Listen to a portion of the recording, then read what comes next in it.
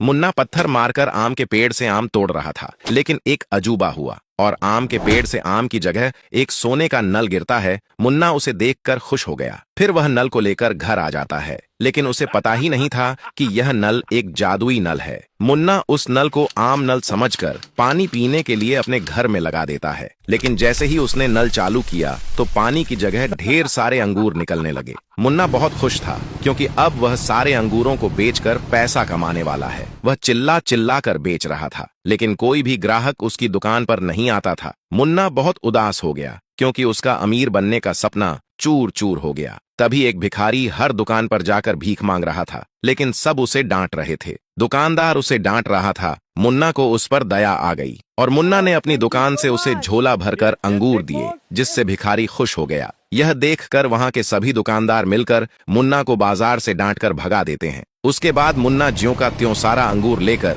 वापस घर जाने लगता है। तभी उसे कुछ गरीब रोजेदार दिखते हैं और उनके पास इफ्तार के लिए कुछ भी नहीं था। फिर मुन्ना ने अपना बड़ा दिल दिखाया और सारा अंगूर गरीबों में इफ्तार के लिए बांट दिया और बचा हुआ अंगूर लेकर एक मदरसे में जाकर बांट दिया। लोग बहुत खुश हो गए। एक दिन मुन्ना के गांव में जोरदार बारिश होने लगी और देखते ही देखते तेज बाढ़ आ गई और एक ही झटके में सब खत्म हो गया और सारा घर और खाने का सामान सब बह गया। इसी बीच मुन्ना का सोने का नल भी बह गया था और वह घबराया हुआ उसे खोजने लगता है। लेकिन वह कहते हैं ना कि जब ऊपर वाला लेता है तो कुछ भी नहीं छोड़ता, और यही हुआ। मुन्ना के साथ साथ सभी गांव वाले भूख के मारे बिलक बिलक कर रोने लगे। ये खबर सुनकर वही गरीब लोग अपने अपने घरों से कुछ खाने के लिए खाना लेकर पहुंचे। फिर सभी को एक एक करके पेट भर के खाना खिलाया और गांव वाले बहुत खुश हो गए। और गरीबों को देख देखी दूर दूर के लोग भी गांव वालों के लिए खाना लेकर पहुंच गए। वे लोग सिर्फ खाना ही नहीं खिलाया,